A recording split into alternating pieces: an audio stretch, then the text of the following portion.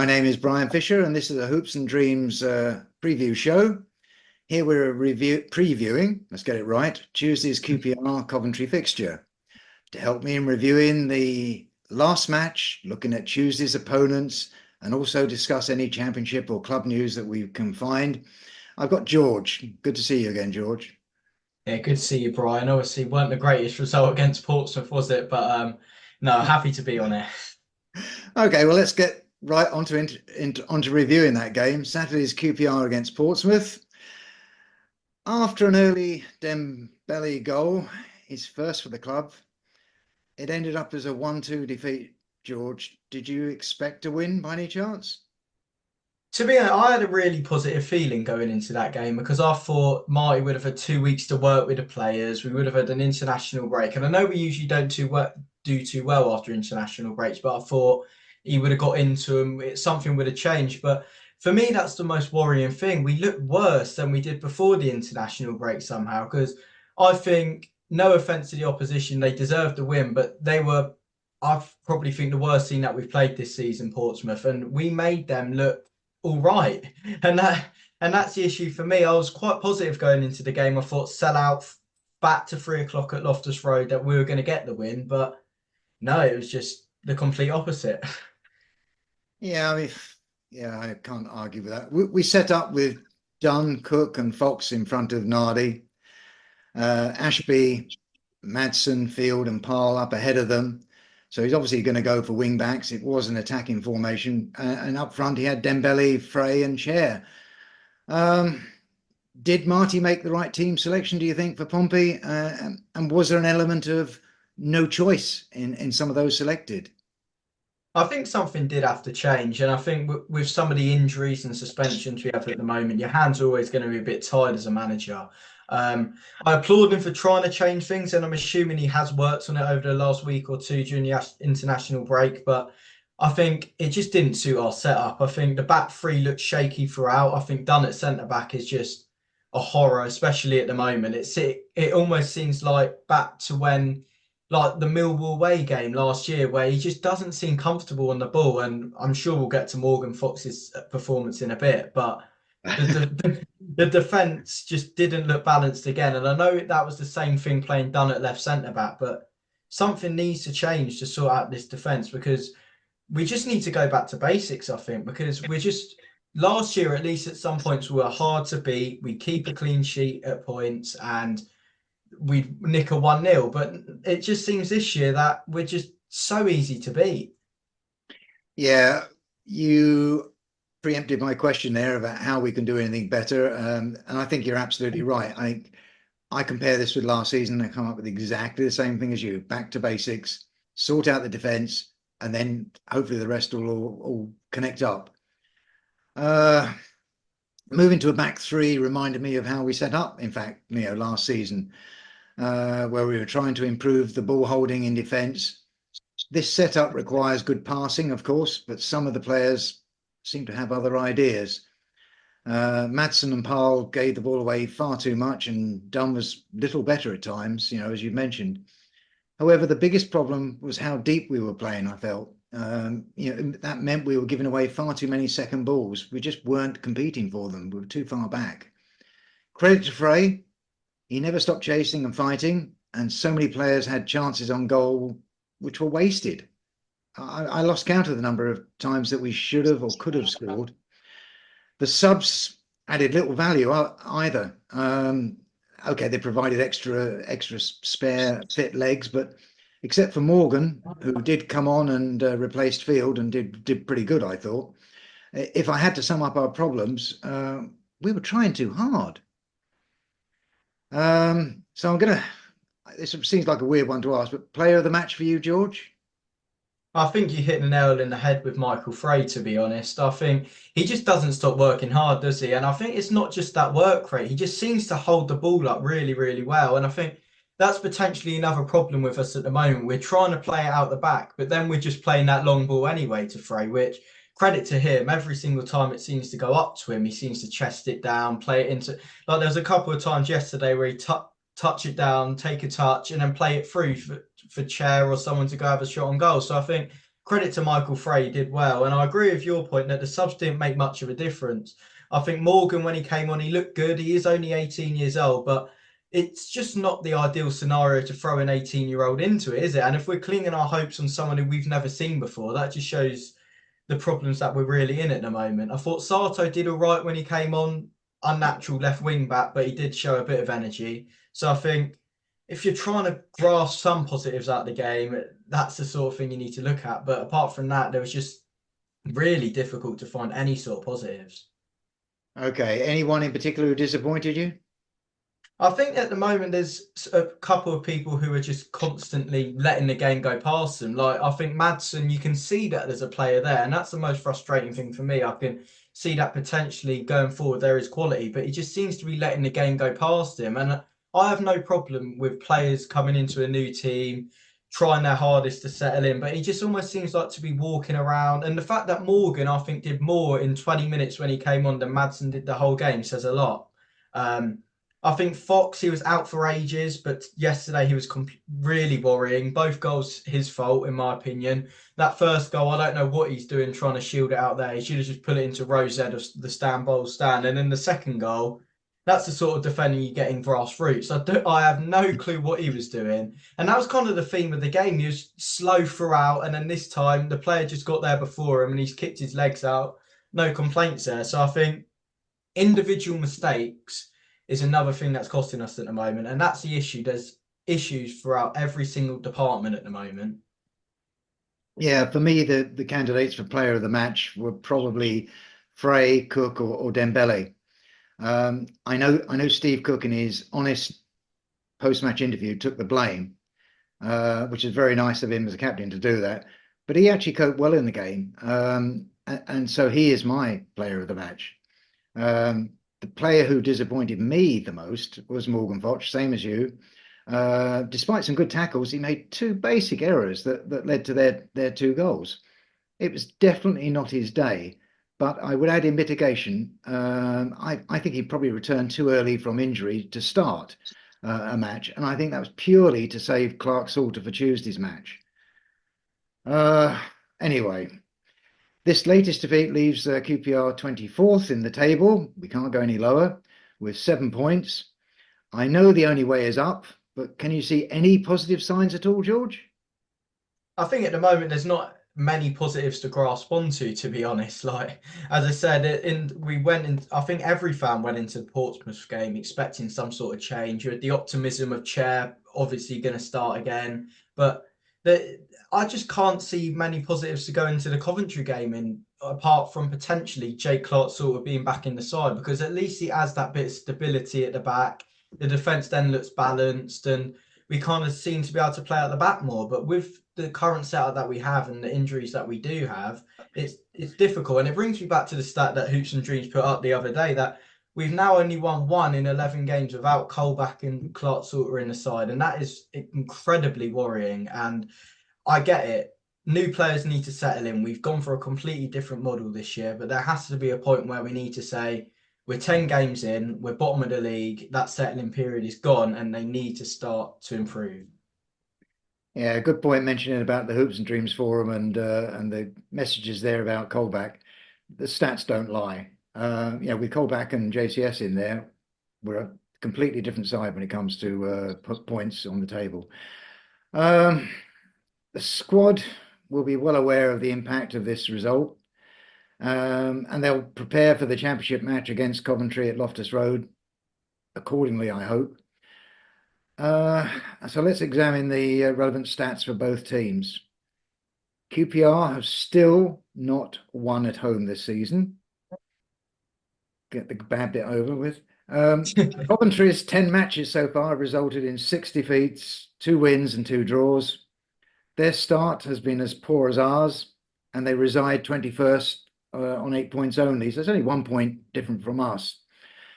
Whilst their goal tally is similar, their goal difference is only -4 compared to our -8. Also, whereas we have lost 4 of our last matches, they have at least managed to sandwich in a single win in between their 4 defeats. Interestingly, QPR's shooting stats, such as shots overall and shots on target, are similar to those of league leaders Sheffield United, whereas Coventry's are actually better than Sheffield United's. What you can read out of that, I have no idea. George, as usual, we're not going to make our predictions until the end of the podcast. So let's just ask you for now what you're expecting from Coventry. Are you expecting them to be playing out from the back or more old-style punt-up field to attack the defensive midfield, rather like Portsmouth managed to achieve yesterday? I'm expecting a well-drilled side, and you look at it, Mark Robins has been there for so many years now. He knows the style of football that he wants to play, and I think Marty will look into it and expect it. They're quite a high possession team. I think they're in the top 7 or 8 of the league in terms of possession. And I think the biggest thing for me is Coventry. They have goal scorers in their team. I know they haven't shown it this year, but they've got 3 goal scorers in Wright, Thomas Asante, and Sims, who I think you could bring either one of them or either 3 of them on, and they can make a difference and nick you a goal. And I think that is the difference between the 2 sides. You look at us, we've got Seller and Frey, 2 unproven strikers at this level, whereas they've got 3 who have in the past shown that they can score goals in the Championship. So I think that's the big difference between the side. They'll be disappointed about the start to the season as well. I saw that their fans were getting incredibly frustrated away at Preston. Yeah.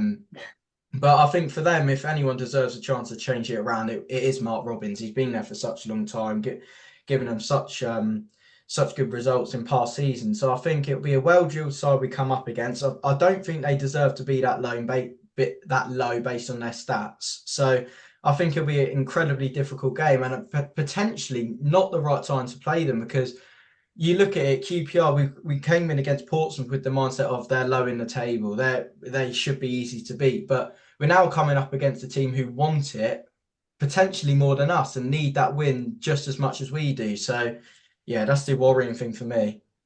Yeah, you're right. I mean, on Saturday, as you mentioned, Coventry played Preston North End away, and the result was a 1-0 defeat. So it's not a mammoth loss, really. Their wins so far this season have largely been against sides that they would hope to beat, which we tend to lose against those sort of sides. But anyway, these included Oxford, Bristol City, and also they've beaten Blackburn 3-0. Top scorer, I think, on 3 goals is Haji Wright. So head-to-head since 2010, we've met 10 times, winning 6 of those matches, and amazingly, none have been drawn. I don't know why. Perhaps we should put a bet on this for a draw. Someone we well know from their squad is Jake Bidwell, and a feeling he's their captain these days. Anyway, any thoughts on those stats and your own checks on their form, George? I think it's difficult to look into past, what's it called, like Forms? scores between past scores, because I know we've won 6 of the last 10, but they're all different seasons, aren't they? And you look into it this year, I think they've only kept 1 clean sheet this year, which is still better than our no clean sheets, but you need to think about it, and you'd like to think that there will be goals in this game of football, and I think that leans more towards their positives, because as I mentioned earlier, of their goal scorers and their goal scoring threat, as you said, Haji Wright's got 3 goals this year. So, and they have got players of individual quality. They made a great pickup, I think, in Jack Rodoni in the window from Huddersfield, a great creative player who replaced Callum O'Hare quite well, who obviously went to Sheffield United. So they have got real players of quality. So it will be a tough game. And to answer your question, it's hard to look into past stats between teams, because every team changes every single season, don't they? So yeah, no, I'm with you on that. I know everybody goes on about bogey sides and whatever, but how much you can read into this, I don't know. On paper, at least, this is a match between 2 struggling Championship sides, and a betting man would go for a home win or a draw, I suppose. However, if we manage to balance out the team better and also have the benefits of of 2 fit centre backs in Cook and JCS, plus Mr. Chair, then who knows? For me, it all centres around whether we can ensure Coventry does not dominate the midfield and turn a draw into a win. So how do you think QPR will line up for this match, George? Same as against Portsmouth, or perhaps revert to a back 4?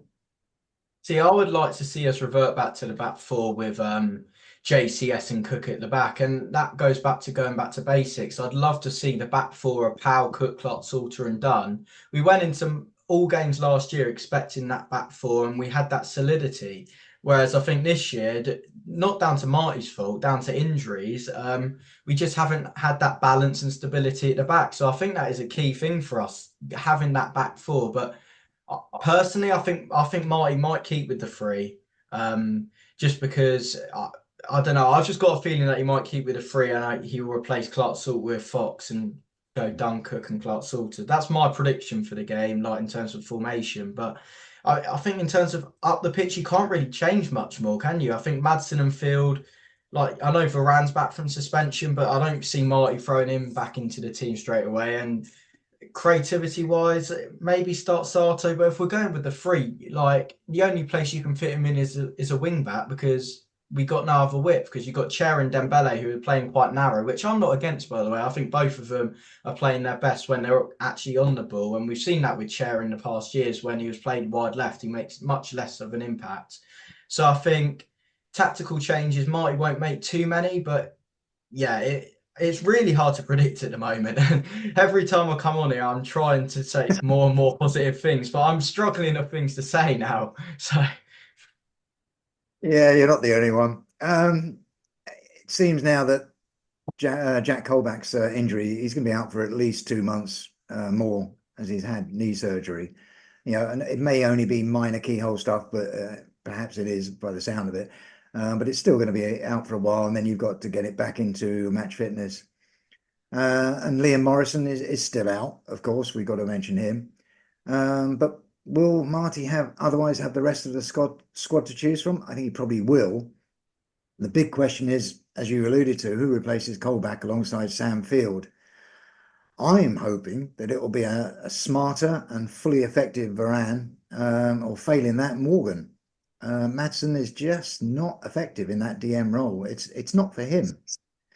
I'm not sure quite where even if an attacking midfielder roles for him. But anyway, at the back, I'm hoping for Ashby or Dunn, then Cook with JCS, fit from his knee injury, I hope. And finally, a fully recovered Powell from his jet lag. Up front, I'm hoping for a more solid Sato on the left with Frey and Chair in the middle, and Dembele on the right, if he's fit after that injury he had against Portsmouth. Onto our, God, I mean, I'm not going to say more than that before the predictions, I don't think, otherwise I'll get too exasperated. Let's go on to club and championship news. Our first item is a discussion about yellow cards. Every club has a player that collects yellow cards. Ours would have been Jack Colback if he wasn't injured. However, looking at those championship players on 3 to 4 yellow cards and heading towards suspension, it's noticeable that Sheffield United has 3 players plus Vinny Souza, who's already on 5, and Norwich have 4 players in that band. I can't help wondering if the sides who are more prolific with yellow cards are also the more determined sides that win balls and thus games. And it's noticeable that both Norwich City and Sheffield United are 2 of the higher attaining sides. Of course, there is a downside to all of this in terms of their aggression, excepting that you also have to be without key players as they serve suspensions. But George, QPR has 2 on 3 yellows, Steve Cook, amazingly enough, and Sam Field, which is perhaps not so amazing. Should Marty and Javi be demanding more aggression if that indicates a greater determination to win balls and perhaps at any cost, even yellow cards?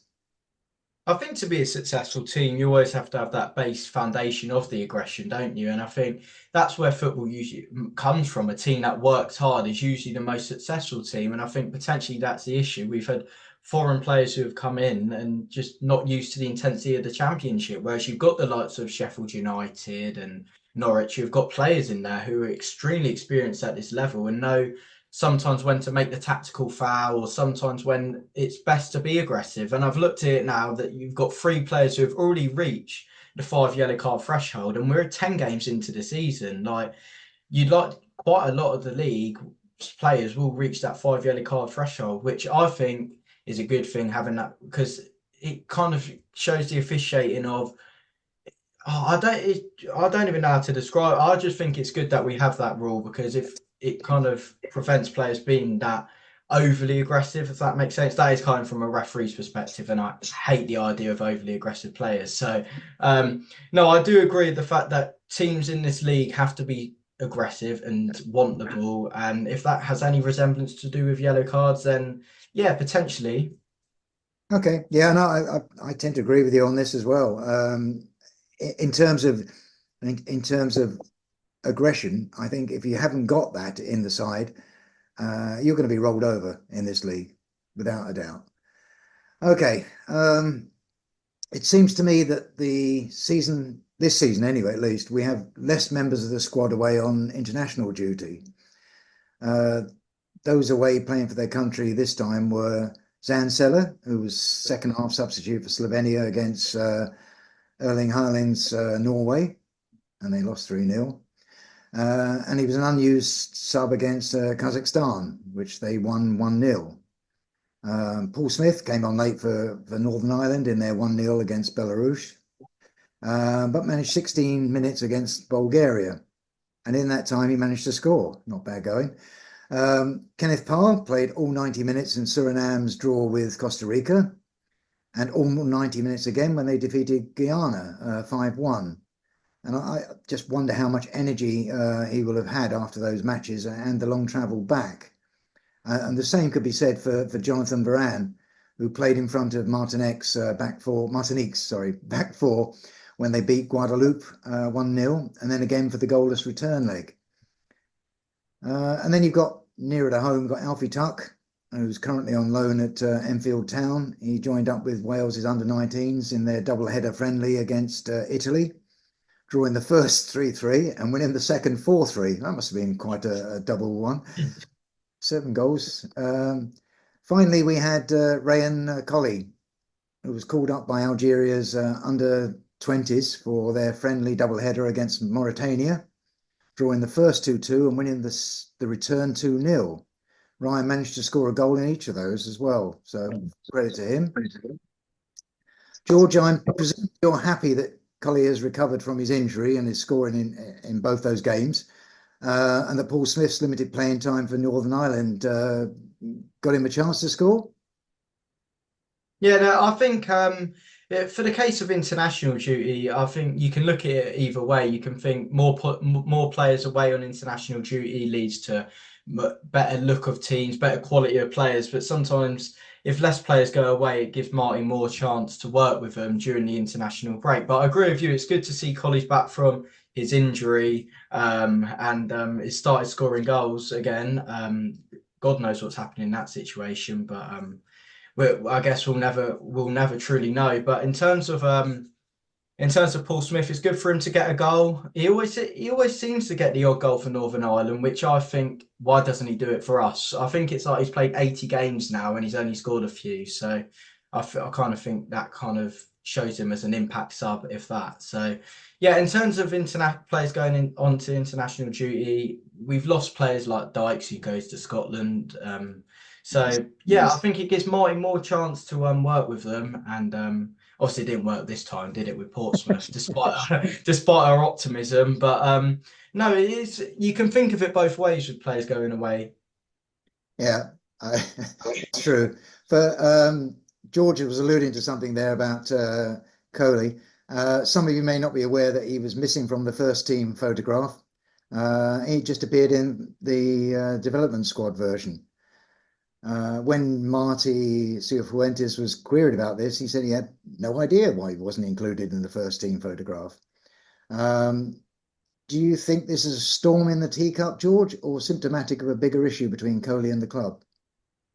I think it's a sign of a potentially bigger issue, because he hasn't been involved in the first team recently. I haven't even seen him in the training videos, and something must have gone on in the background. And for me, I think Nuri and Marty aren't exactly the sort of people who are going to put up with any sort of intolerance. And I think if Colley's done something behind the scenes which has got their back up a bit, they wouldn't want him to be in and around the first team. And Marty addressed the situation of the photo, saying he was meant to be there, but he just dropped and was in the development squad one. So I think it's a case of something has gone on behind the scenes, and potentially I don't have a clue what's gone on behind, but There is it's talk on social media, and of course it's just talk as far as we know, which states that Coley has refused the terms of a new contract because of the weekly rate. If this is true, that puts Coley at odds not with Marty, but with Christian Nuri. George, do you think we should be concerned at losing a player who has risen through the academy, right the way through the academy, actually, to the first team? I think we should really be concerned about losing someone with so much potential. Any coach that's ever worked with him, I've heard that they said that he's really destined to be something special. But you do need to put the team ahead of a player sometimes, and you can't change your morals of shutting a player out because of like. I just don't think Nouri is the sort of person to put up with any sort of refusing to sign a new contract. And I think we saw that with Willett going in the summer, didn't we? That Willett Yeah. was determined not to sign a new contract, and from that it was just he had to go. So it's difficult. Yes, he's got special talent and he could be a great player in the future, but you can't change a club setup just because he wants more money in his contract potentially. Yeah, I will only say that if it's true, and because we don't know if it is, I think he is a talent, and he's a talent that should be developed. I would love to see him going out and getting a season out somewhere, or half a season come January, because I think it would help to hone his skills. But we'll find out, I guess, eventually, or we won't, knowing the club. Coming back to those on international duty, I guess we should be concerned that Zan Seller only got limited time for Slovenia and that he didn't score. I mean, if he could perhaps score with them, he could score for us. No, I agree. And I think for him at the moment, it's a case of when he's coming onto the pitch, apart from a little cameo, I think it was against Plymouth potentially when he came on and he had a good few minutes. Apart from that, he's just making the runs behind the defender. He's just not exactly there at the moment. And I think he's a sort of striker who people said he's not a great passer, he's not a great dribbler. He just looks like he's a fox in the box. And he just needs to have a goal, I think, where it comes off his backside or something like that to get him going. And people forget that we've spent, I think it was 1.7 million on him. And for QPR, that is a lot of money. So you need to think about it, and something he needs to start adapting to the championship soon. But in terms of him going away with Slovenia, I don't think he's ever been much of a starter for them. I think, was he on the bench in the Euros game against England? Yeah, yeah, So, he came on as a sub. yeah, so it's difficult sometimes for a striker to make so much of an impact, especially away when internationals coming on as a sub. So I think it's hard to judge him for that. Okay, that's fair enough. I mean, I'd only say that watching him yesterday alongside Frey, I felt that every time Frey sort of bounced the ball off to him or whatever, he just didn't look as though he was going to do anything with it. In fairness, he's not getting the through balls that you're referring to. I mean, I think those are the balls he wants and he pounces on. Perhaps we'll get an improvement with young Chair in there, working alongside Frey. We'll have to see, and then maybe with Seller he'll have a bit more luck. Seller, who knows? Talking of Chair, we used to have the Morocco effect when Chair returned from international duty and his form dipped. My concern, I guess, is that both Varane and Powell travelled over to the Caribbean and they had two hard games, plus long haul travel, the delights of long haul travel. Certainly, Powell looked less than 100% yesterday. He did look slightly off. So anyway, that's just my thoughts on that. Finally, before we bid you all adieu, it's prediction time. What is your prediction for Tuesday against Coventry, George? I would absolutely love to say that we're going to win. I try and be positive as much as possible, but I think this is a case where you have to be a realist, and I think that we'll draw the game 1-0, and even that is potentially a bit optimistic. But no, I think if things don't change from Portsmouth and we come out, look sluggish again, don't look like we want to win, then we could easily lose this game, because I have a feeling that Coventry will really want that 3 points. But I'm going for a 1-0 draw. Neither of the teams can keep a clean sheet, so yeah, that's my prediction. Yeah, I'd hate for us. I mean, I don't know if you heard, but some of the Portsmouth players got stuck in a lift at QPR after the game.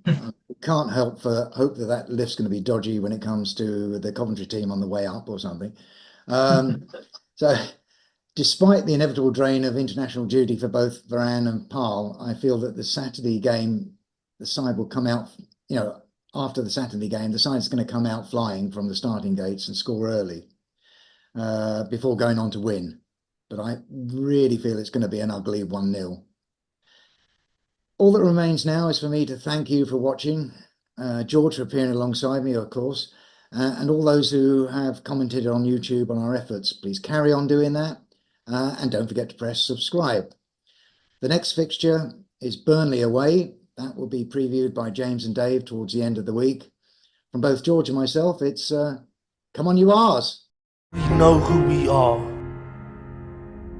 You know who we are. We are QPR.